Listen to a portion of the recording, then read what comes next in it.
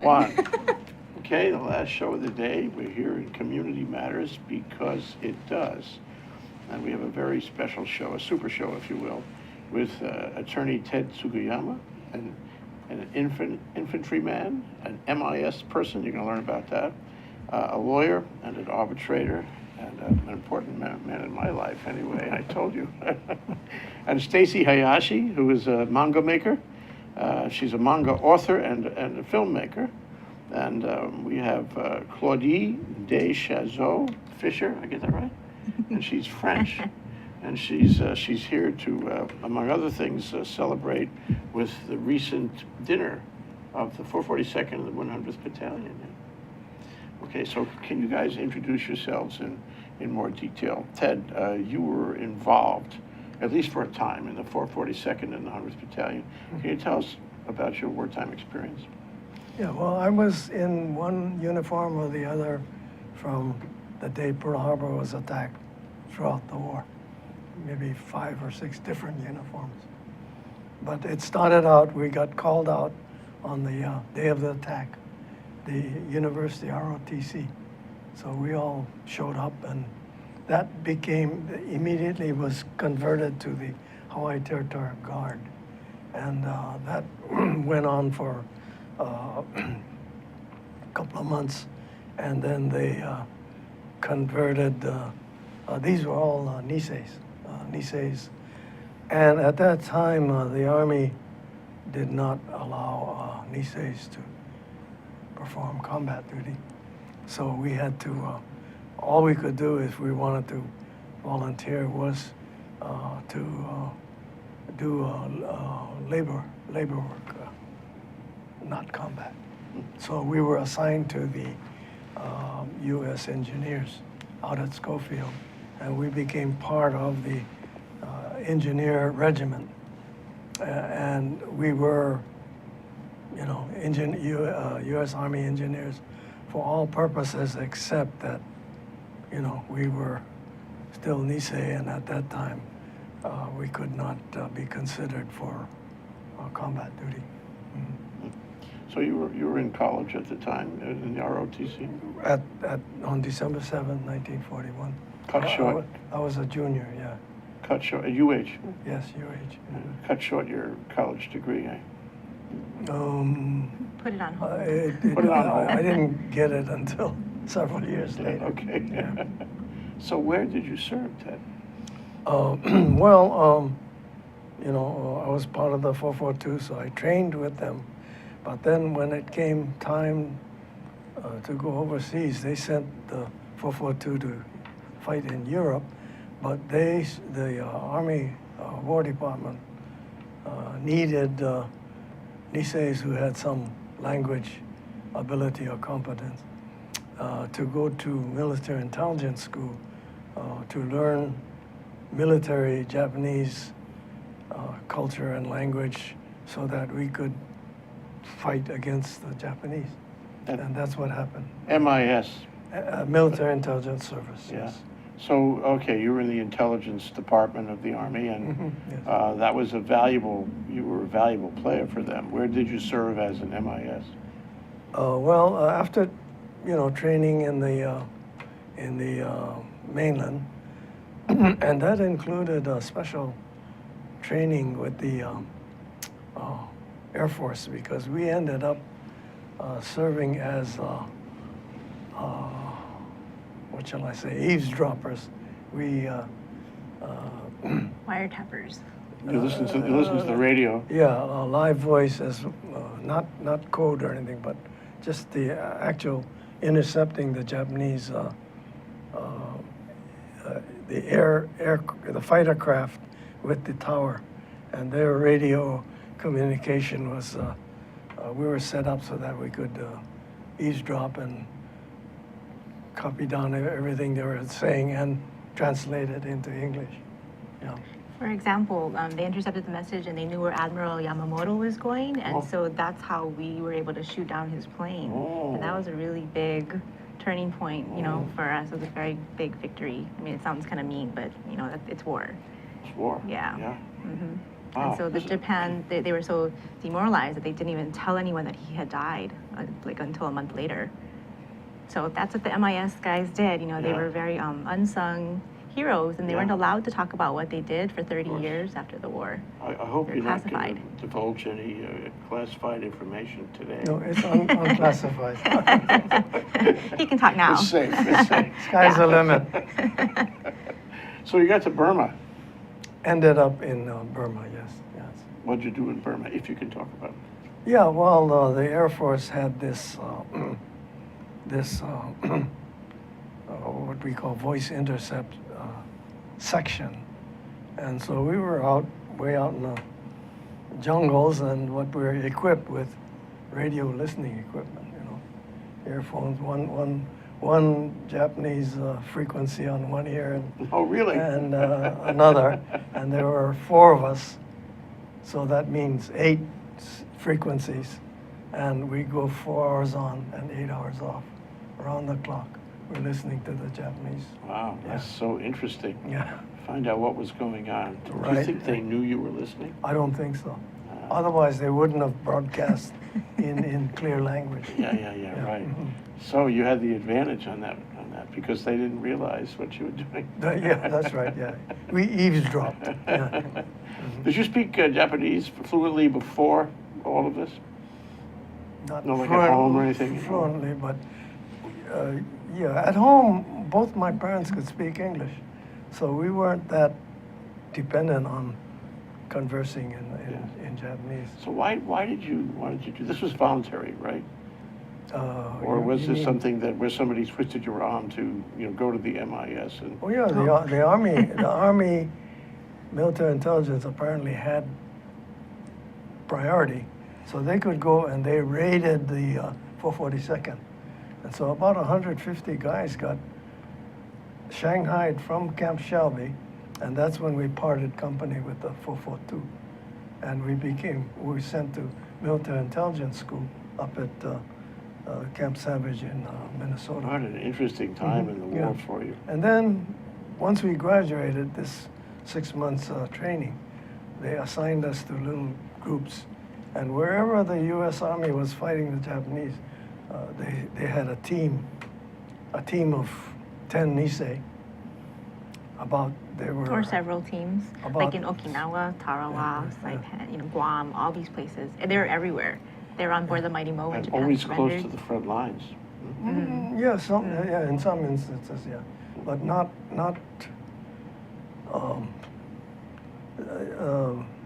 Not right at the front lines. Yeah. We weren't in that jeopardy. I guess we were precious. Well, you kind of Come were. on. I mean, like the guys in Okinawa and, like the cave flushers in Iwo Jima, they actually, that was the front line. I mean, they went and they talked the Japanese soldiers into surrendering and releasing, Yeah. civilians that they had been Yeah, holding well, hostage. there was direct interrogation of Japanese prisoners. But on the other hand, there was this other stuff like translating Japanese documents Yeah. and stuff So like that. your group did all of that. Yeah. Wow, you were very important to the country at that point. I think. And, the Japanese military never knew they were being eavesdropped. So you stayed in the army for how long? Well, until the end. The end. Until 45, 46. Until they dropped the bomb. Yeah, we were in Burma, and we chased the Japanese out of Burma, and all the U.S. Army troops were then going to move over to China. But then, mercifully, they dropped the atom bomb, When it stopped. and we came home. Burma was an interesting place during the war. Well, yeah. We were in the northern part, Near which China. is all jungle and mountains. Yeah. Whereas Burma is very civilized. I mean, down below is just highly populated. But where we were is mostly mountain villages and tribes people. And you were living in tents and the outdoors. Yeah. Wow. Yeah, wow. Must have been good to come home. Yeah. And that's when you finished college and went to law school and all? Yeah. You see, I got, I contracted malaria out there. And so. They still have malaria, by the way, right now, today. Yeah? Oh, they Yeah, still have? in I didn't know Myanmar. Apparently There's they quite haven't an wiped it outbreak. out. Oh, man. Right. Oh, they need quinine. Yeah, and, but because of it, they gave us a disability rating, and because of the disability rating, we got tuition for the GI Bill. And, you know, I like to say that I owe my Education. my post-war GI Bill education to one mosquito. One really Or- bad mosquito. And the rest, as they say, is history, because Ted became a lawyer and a leading lawyer and an arbitrator, and he Went to was Yale. well known during his practice Yeah. all around town. And I Thank told him you. before the show, he was a very important and symbolic figure for our firm. For the proposition that if you want to build a legal practice, all you have to do is do good work and they will come. And we followed his advice for 40 years. And look how plus. successful he is. Aw, see, that's so nice. Okay, let's go to you, Stacey. Now, somehow you became an expert in all of this. You can Somehow. tell Ted what happened. Oh, yeah, it's funny. So we've been at Pearl Harbor every Tuesday for the past 2 months, and so I would tell their story, and he's like, you know our story better than we do, but I'm like, no, I just say it faster. But so I wrote a comic book about the 100th 442, and this is what it looks like. I don't know if Yeah, we you can see get a, that, we can get a but- picture of that. Hold it up a Yeah. little more, there. and we'll come zoom in on it. So that's the comic book. Okay. And I put Ted and a bunch of our other friends in it. And so, but yeah, it's a historically accurate comic book. And our friend Eddie Yamasaki is sick, so he's not here, but he's in it as well. So this page is Ted boxing and There's Eddie. Ted. And, There's Ted again. And then our friend Goro Sumida and Robert Arakaki swimming, and yeah, so we've got all kinds of little Easter eggs in there and a lot of famous photos, actually, historic photos. Oh, and there's Ted again. So the story he was talking about Hold it on up a December little higher. on December 7th, and they were part of the Hawaii Territorial Guard, and then they got kicked out. So this is Ted guarding the water tower, and then 6 weeks later they got kicked out because they looked like the enemy. So they're American, but because they look, they have Japanese faces, Yeah. they were kicked out. And so they go back to school and they're like super dejected. So that's Ted, he's all bummed out. This is Hung Wai Ching.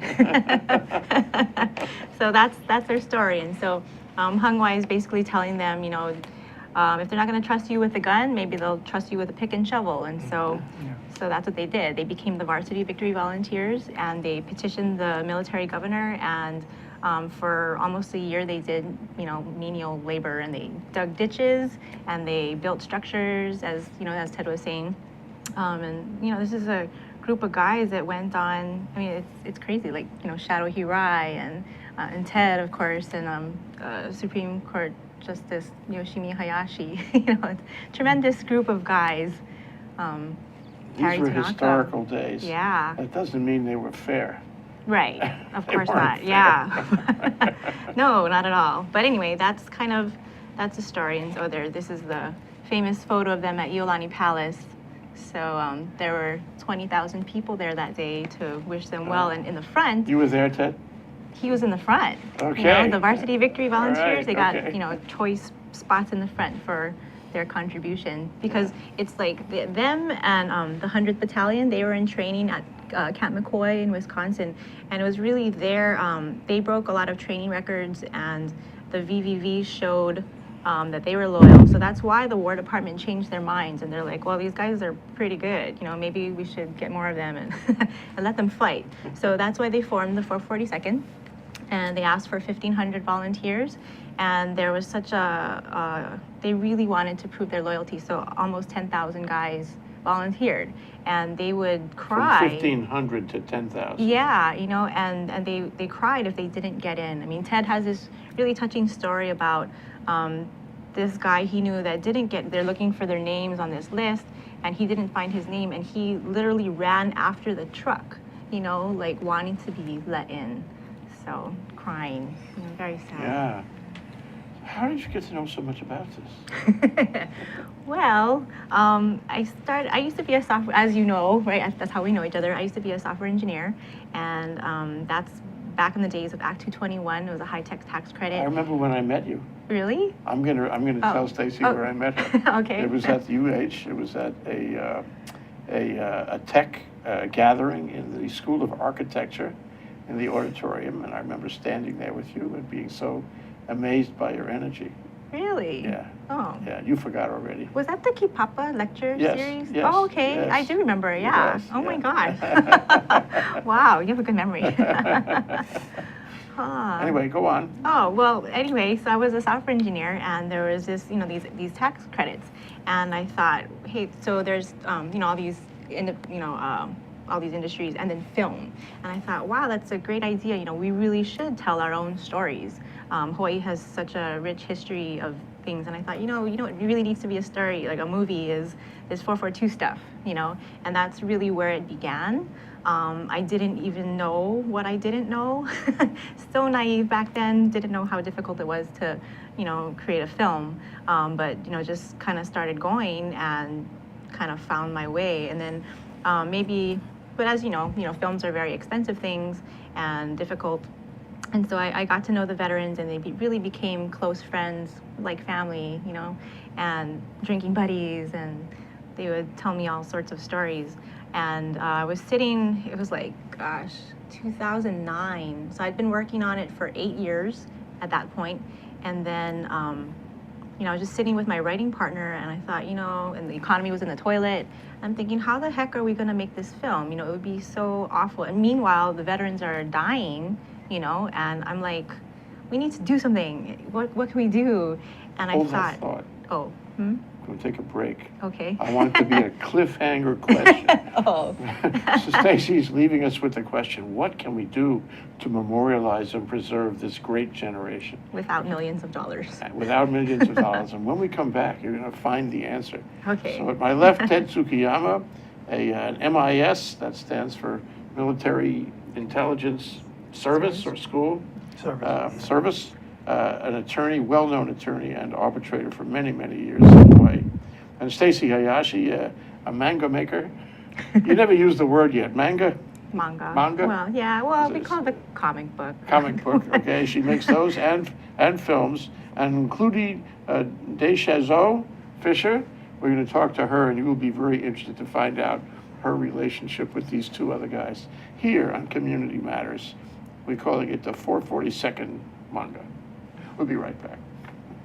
Aloha, I'm Kili'i Akina, president of the Grassroot Institute and host on Ehana Kako, a weekly program on the ThinkTech Hawaii broadcast network. Ehana Kako means let's work together. Think of the sad alternative, let's not work together. Here in Hawaii, with all of our diversity and the richness of the people, it's important for us to come together around issues on the basis of what's right and what's good and what's going to serve the common good. And that's what we try to do at Ehana Kako. Every week we interview movers and shakers, people in government, business, and other sectors of society to talk about how to create together a better government, economy, a better world here in Hawaii that can bless the rest of the world. I thank you for your attention to ThinkTech Hawaii, and we look forward to seeing you every Monday, 2 to 3 p.m. on the ThinkTech Hawaii broadcast network. We're Ehana Kako, and we wish you well. Aloha. Okay, we're back. We're live. We're here with Ted Tsukiyama, Stacey Hayashi, and Claudine Deschaseaux. And we're talking about the 442nd Manga. So the question that they're all wondering about, the cliffhanger right now is, how do you do this? How do you memorialize the generation without having $1 billion? How do you do that? Right, well, for a film, right? And so I was sitting there with my writing partner Titus, and we were like, well, and then I thought, you can't bind the script, and no one knows how to read a movie script. So, but I thought, you know what, we could do a comic book, because then that's like storyboards.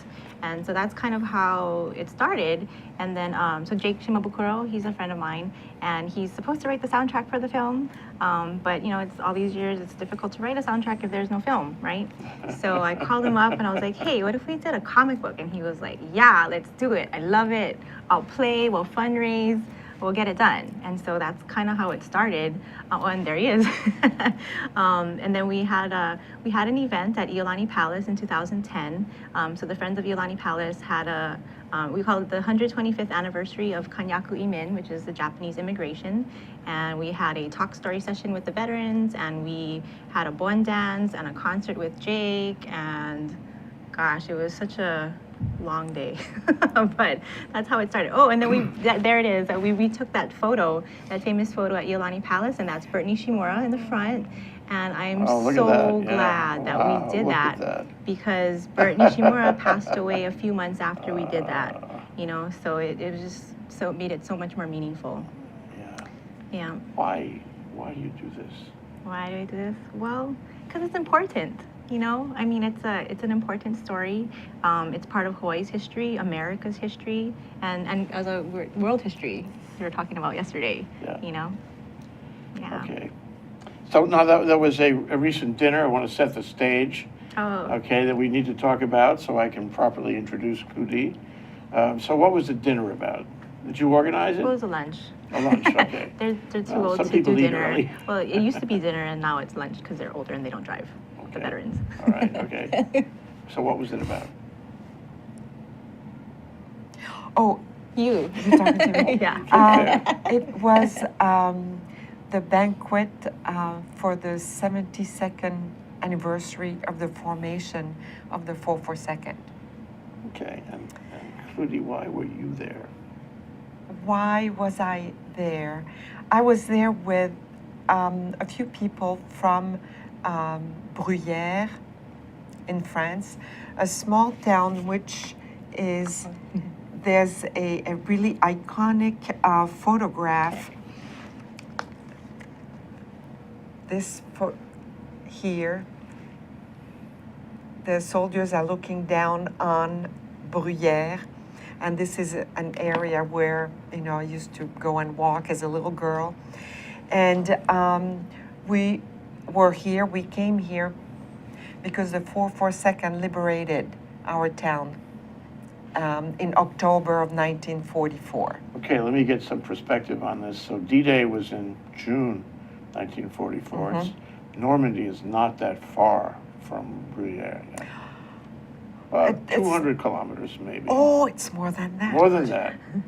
It's 300, more than that. 500. It's pretty far. Yeah, it's pretty far. I would say It's actually across on the other side. It's on the of other France. side of Normandy is on the France. west of the Right. north. Yeah. And And Bruyères Bruyères is on the east, Okay, very close to Germany, so there was very heavy near Alsace. German presence. That's right. Exactly. Okay. So, So the Germans were there, and they were occupying the town. The Americans wanted to take the town. yes. And so at first they tried to bomb the town. Unfortunately, the French were in the town because the town was occupied by the Germans. Right. What happened? Yeah, so it was a long and difficult 2 months. Yes. And but the town was freed. The 442nd went door to door almost to retake the town from the German. And We were surprised to see Japanese soldiers. Not and- you, but the people in Bruyères. No, were- yeah, I was not born, but yes, and because the town had been bombarded a number of times, and when it all stopped, they said, "Oh, it's over," and they came out, and they saw the soldiers of the 442nd, and got pretty scared because they thought they were Japanese. They said, "Oh no, now we're done with." And they realized that they were Americans. And and after the Battle of Bruyères, then they went on to Bifontaine, and they thought they might be able to rest a little bit, but they were sent to Bifontaine because there was a unit. American unit. From an American unit The from Texans. Texas.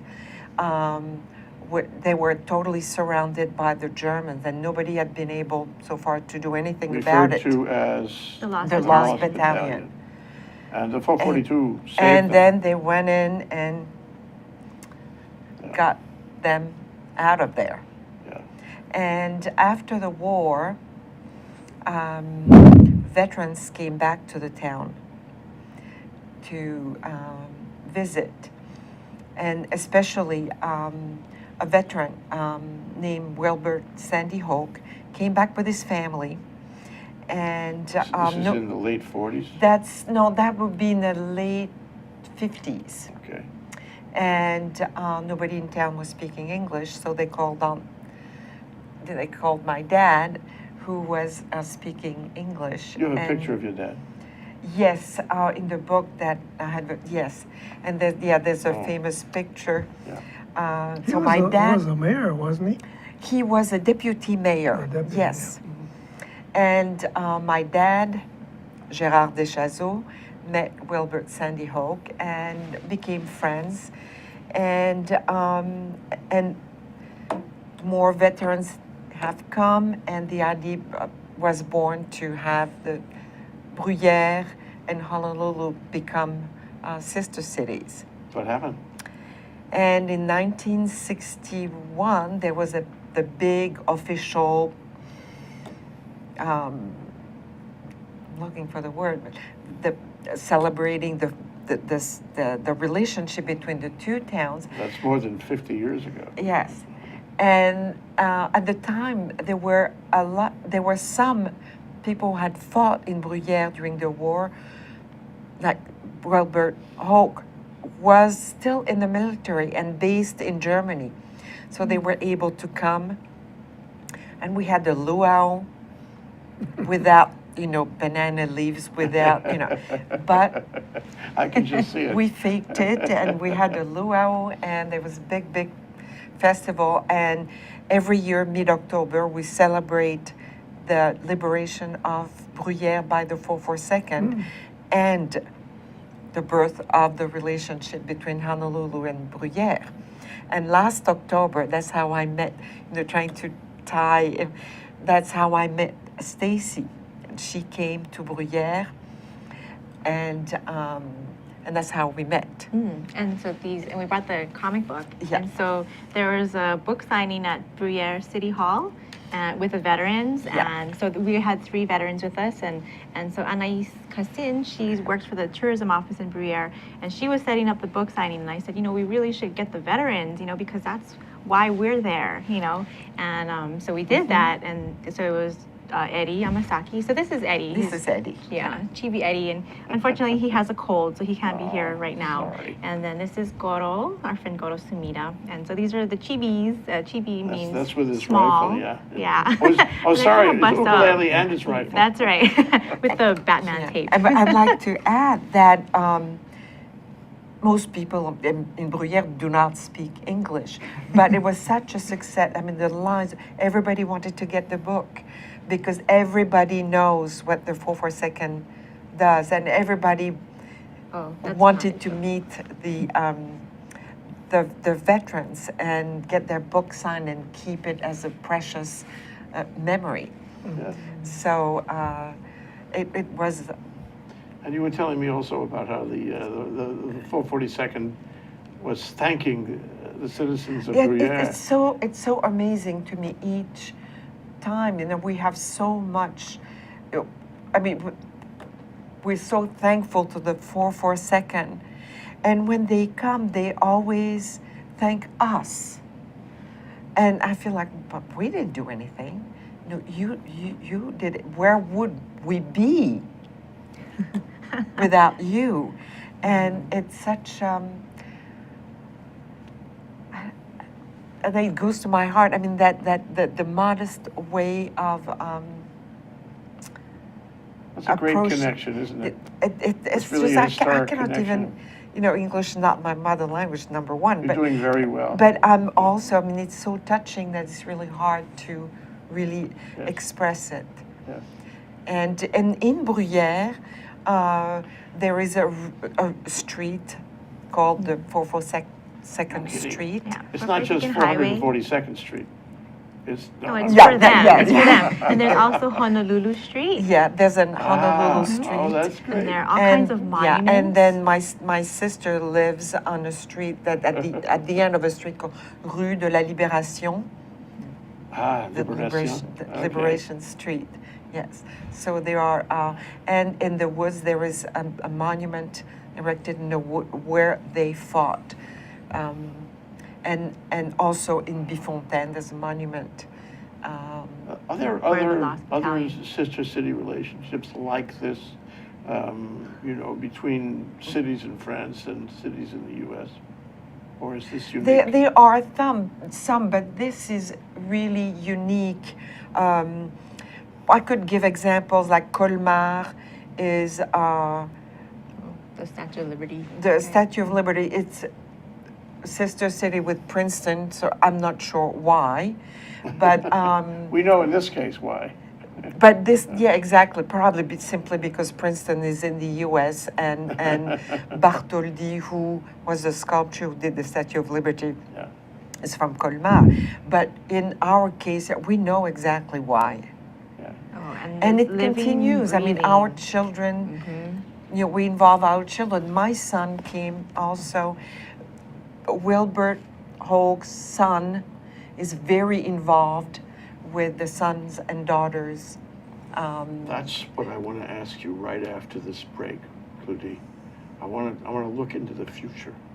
I want to talk about how long this can possibly last. Your efforts at memorializing, Stacey, how long can they last? What can we do to make them last, okay? And when we come back from this break, we'll talk about that. We have here Ted Tsukiyama at MIS, that is a military information Intelligence. Military intelligence. Well, now they would call it military intelligence Service. service, and a lawyer and an arbitrator for many, many years in Hawaii. Stacey Hayashi, who became a comic book manga author and a filmmaker about this subject, and Claudine Deschaseaux Fischer, whose family came from Bruyère, you were born in Bruyère, yeah? Not far, not in Bruyère, but not far. In the area. Yeah, in the area. Environ. Oui. We'll be right back to talk more about the Where do you 442nd live Manga. now? Inspired by an ancient culture, classical Chinese dance, vigorous physicality, timeless stories, 5,000 years of Chinese music and dance. Shen Yun presents authentic Chinese culture. Coming to Blaisdell Concert Hall, May 8th and 9th. Tickets at shenyun.com or call 808-792-3919. Hi, I'm your host on ThinkTech Asia, Bill Sharp. I look forward to you joining us each Monday between 4 and 5 o'clock when we film right here in our studio in downtown Honolulu. The show, ThinkTech Asia, focuses on contemporary events in Asia. And by Asia, we mean anything from Hawaii, south to Australia and New Zealand, west to Pakistan, and as far north as the Russian Far East. Clearly, this is one of the most economically dynamic centers of the world, and we bring you up to date on what's going on in a whole host of countries in this very vital region. We look forward to seeing you. Aloha. Ron? We're back, we're live, and we're looking at a picture of Claudie's father. Claudie, can you say what this picture is? It's the first time that my father met Wilbert Sandy Hoag. When he came back, Wilbert had fought during the war. He was 18 or so at the time. Came back to town. My dad was a deputy mayor. The man wearing a beret was the mayor, and they met and became friends, and that was the starting point of the relationship between Honolulu and Bruyère. So this is a book called U.S. Samurais in Bruyère by Pierre Moulin, The People of France and Japanese Americans. Incredible story, a great book. And you can get this book, At the Army Museum. Pierre's there all the time. Yeah, Okay. actually. So you can meet Pierre too. Now, the other book that we should mention really briefly Oh. is Journey of Heroes, the story of the 100th Infantry Battalion and 442nd Regimental Combat Team by Stacey T. Hayashi, illustrated by Damon Wong. It's the manga book that Stacey had been referring to throughout. And this is recent, so this can be acquired pretty easily. How do you acquire that? Pearl Harbor, the gift shop, Japanese Cultural Center gift shop, Gecko Books in Kaimuki, and online at our website, 442comicbook.com. Okay, that's great. My wife has one of these. Oh, that's right. Okay, let's take some pictures or show some pictures. And Stacey, if you could give us a running narrative of what we're looking at here. Oh, okay. Well, that's the video. Well, we adopted schools. We put them. Oh, okay. So that's the photo from our sister city thing at Briere City Hall in October. So, like I mentioned, 3 veterans and a small group of families, but also the 100 442nd Reserve soldiers. So it's the current unit, and they are still around. They're at Fort Shafter Flats. It was actually their trip. They were invited by the mayors of Briere and Bifontaine to perform honor guard, and they always try to bring along veterans when they go. So, that's Hayato. He's actually Polish Japanese, and he came from Poland. Polish Japanese? Yeah. And I was like, why are you here? Like, how do you know about this? And they're dressed up, he was dressed up like a 100th Battalion soldier. And, that's our launch party. But anyway, the picture of Hayato, there's another reenactor, Hiroki, and he lives in Japan, and he dresses up like the 442. So it's pretty crazy. I mean, how the admiration for these guys is really all over the world, and it's so touching. It was so touching for me to see them, And it's funny because, these Japanese guys, you're like, wow, you're dressed up like, we were the enemy, right? But this just the admiration that they have for what these guys did and how brave they were is just really intense. Oh, there's Ted. Oh, there he is. Ted holding up his chibi. That's at the 442 reunion, gosh, in 2012. Yeah, and Ted and his dear wife Fuku. Yeah. Looks like Manga you're holding up there. It is. That's the page that he's on. Well, one of the pages he's on. Oh, and that's like a Children and Youth Day at the Capitol. So we took, the book to Children and Youth Day so that the kids could, win the book. That's my friend's son. Oh, that's our book signing. Our book launch actually at Pacific Guardian Center downtown on October 6, 2012. So we had a bunch of veterans there. That's at Comic-Con in San Diego. That's pretty crazy. 130,000 people attend San Diego. It's Comic-Con International. Yeah, it's insane. Oh, and that's the Hawaii, I forget their name, the Hawaii Superhero Alliance.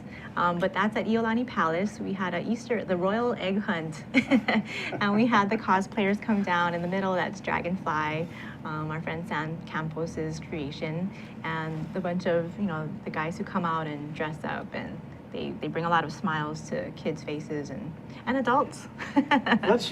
There's Eddie. He's holding Eddie. We're going to run out of time here, and I wanted we can to go ask faster. my last question. Oh, okay. My last question is, how do we Sounds perpetuate this? I mean, although you look great, Ted, you look fabulous. You are getting on. Ask him how old he is. How old are you? 94. Ooh, 94. Looking great. But it's the generation. In many ways, it is the greatest generation, and it's Hawaii's special contribution to the world. And wholeheartedly agree. And it's great that the world is recognizing that now. But in a larger sense, how do we memorialize, perpetuate this memory so we don't lose it? You're doing amazing things, Stacey, to do that. But how long will Bruyere remember? Will it always remember? Oh. I think that a lot of people have a real duty of remembrance, and a lot of families, like my father, I grew up listening to all the stories and being part of it, and I raised my son the same way. And at that banquet, my father's friend, who is on the picture there, the small boy, his son Willard, continues the tradition. One of the member of the French delegation that came for the banquet, Martial Hilaire, brought his 2 daughters. So we make sure that the stories are passed along. Claudie actually teaches the kids how to sing Hawaii Pono'i. Oh, So they all know the words. And so when we Actually, went my in mom. October, My mom. Oh, your mom. My- Sorry. Since the late 50s, my mom, every kid going through kindergarten in Bruyère have learned Hawaii Pono'i. So when we were there in October, That's I had wonderful. Eddie bring the ukulele and he played with these Yeah, kids, and that yeah. was just so amazing. And you know, exactly. So, and there's something going on, and I think that a comic book like this can play a big role. Sure. Because kids are not going to read the history universal books, language, you know. yeah. They don't. But presented that way, they will. And we hope that someday we can get all the kids in the school in Bruyère to read it in French. Yeah. So on the table, we have, we yeah. have magazines from M1 rifles during the war, well rusted. And we have, what else do we have? Well, yeah, so these are the clips. So 6 bullets fit in here. Yeah. So there are reenactors that I mentioned, and they dress up like the 100 442 and also the Texas division that came through.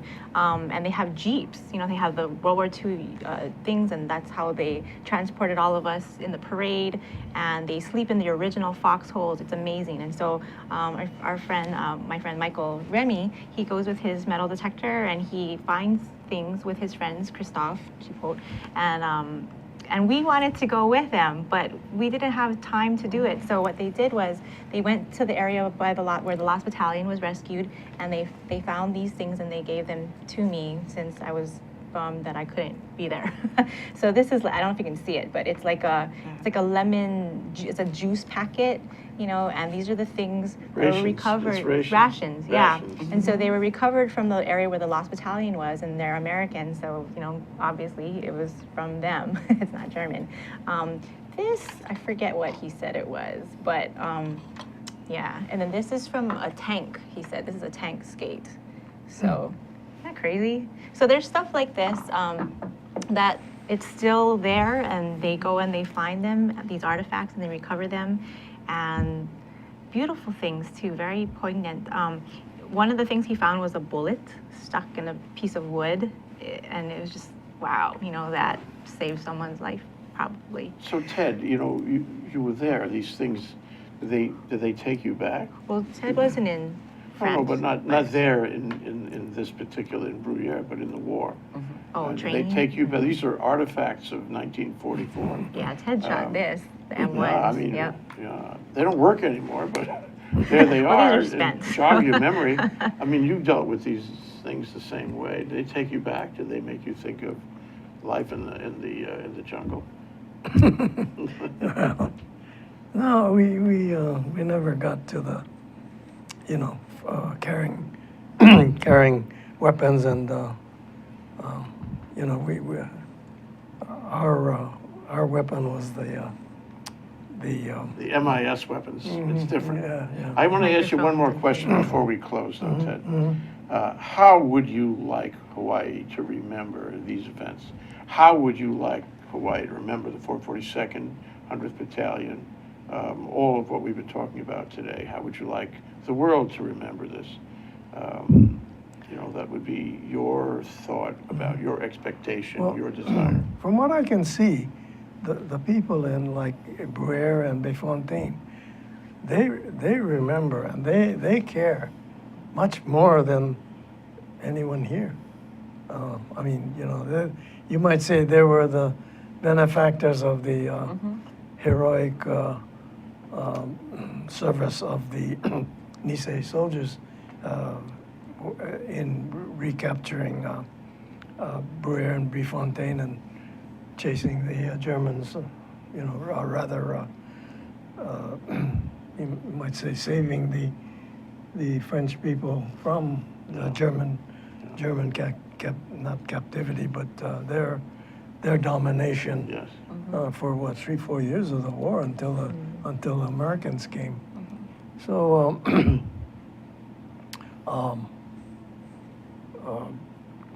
Would you want people here to remember it as much?